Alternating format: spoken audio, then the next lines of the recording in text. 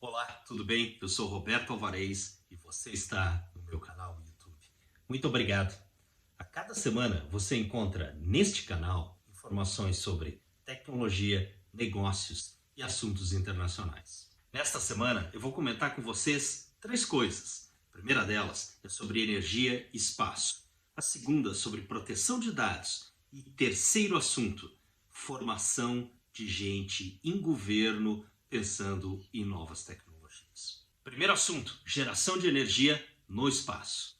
O custo da geração fotovoltaica tem caído de forma contínua e significativamente. Entre 2010 e 2020, foi reduzido entre 5 a 8 vezes o custo de geração de energia fotovoltaica para projetos de grande escala. O avanço da tecnologia fotovoltaica tem permitido essa redução de custos. Hoje, custa mais ou menos 5 cents de dólar ou 25 centavos de real para gerar 1 kWh de energia fotovoltaica.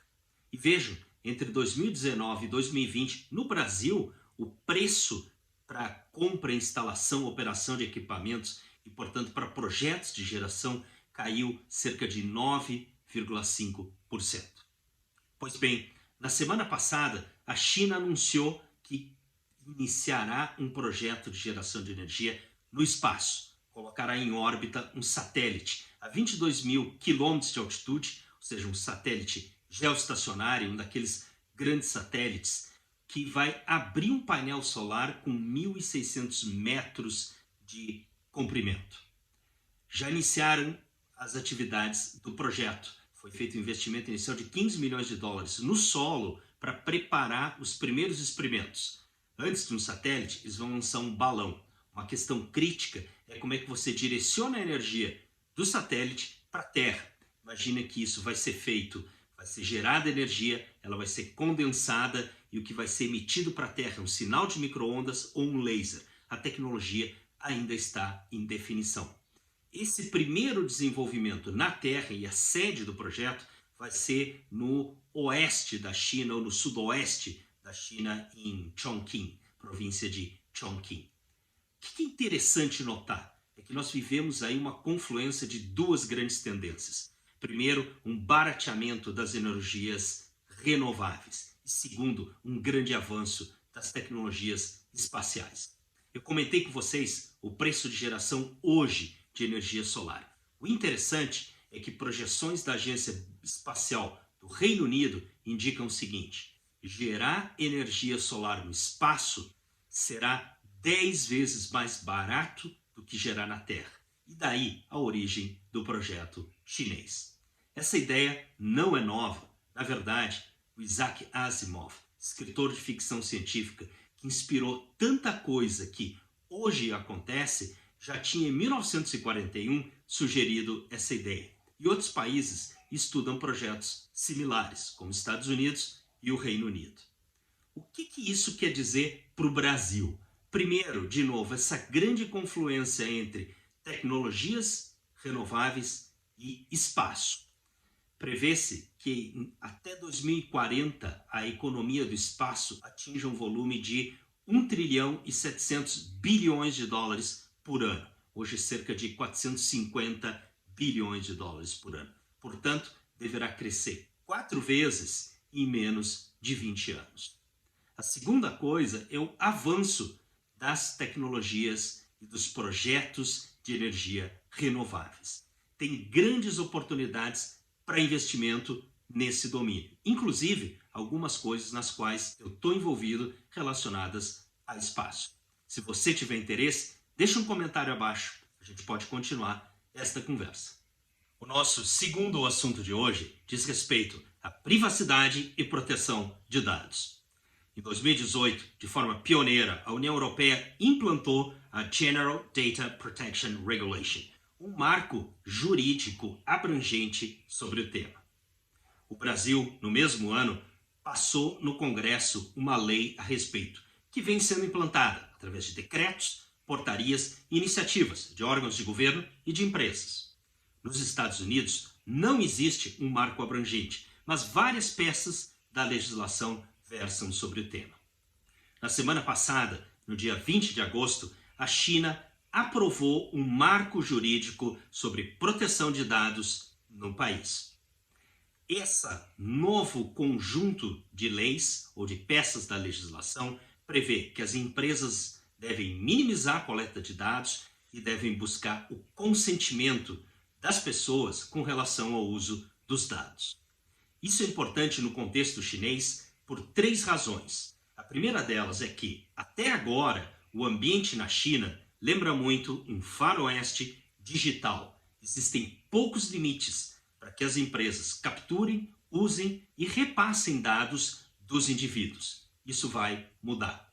A segunda coisa é que essa nova peça da legislação tem que ser entendida no contexto de uma queda de braço entre o governo central chinês e as grandes empresas de tecnologia.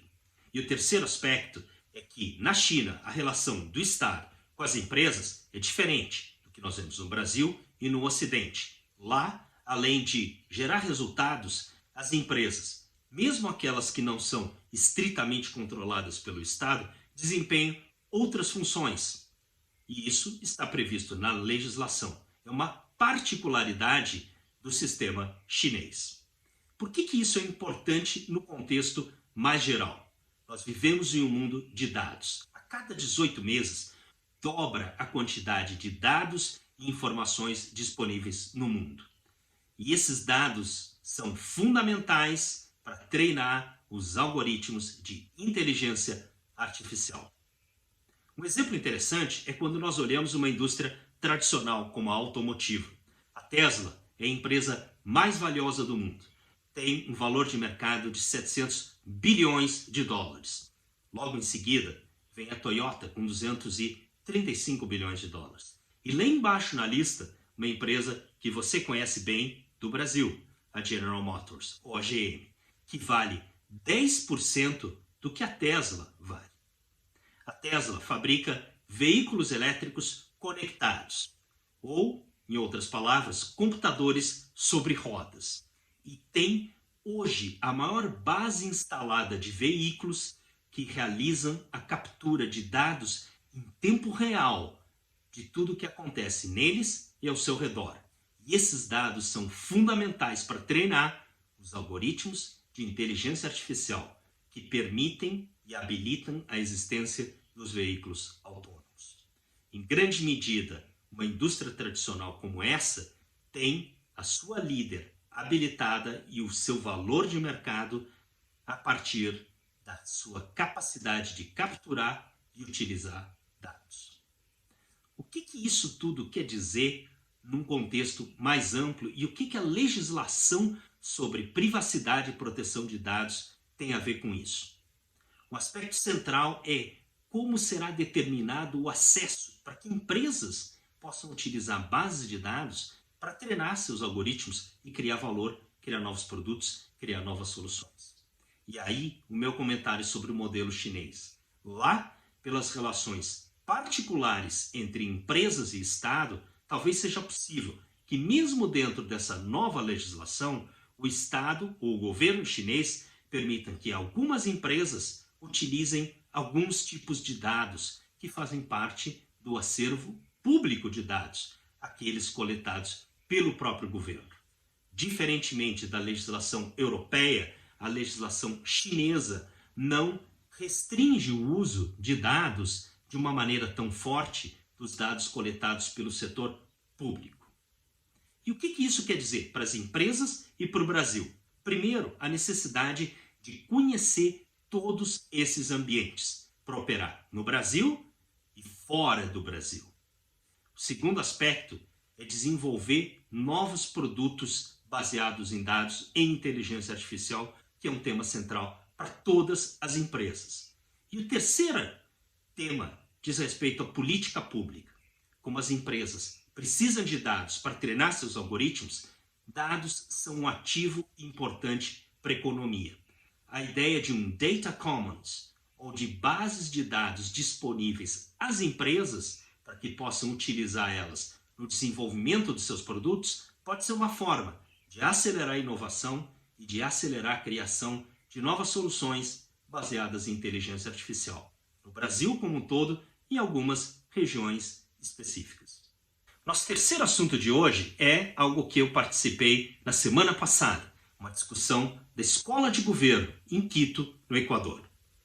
O Equador é um país vizinho da América Latina, pequeno em relação ao Brasil, mas que montou uma escola de governo, como vários países têm, e eu participei de uma discussão relativa à distância que existe cada vez maior entre política pública e o funcionamento do setor público e o avanço da tecnologia. A tecnologia cresce e avança mais que as empresas. E as empresas avançam, crescem, exploram novos modelos de negócios de uma forma mais rápida que o setor público. E essa distância tem aumentado. É fundamental que essas duas perspectivas se alinhem de alguma forma. Eu participei de uma discussão super interessante que incluía gente de governo e gente de várias empresas do Equador, o nosso vizinho na América Latina. E eu também participei de uma outra coisa que eu vou deixar aqui, que ainda não saiu. Eu participei da curadoria de um capítulo do segundo volume do livro de Organizações Exponenciais, ou Exponential Organizations, especificamente do capítulo sobre a atuação do governo, ou a ideia de governos exponenciais. Eu vou deixar o link, você assina e vai receber updates e novidades a respeito do livro.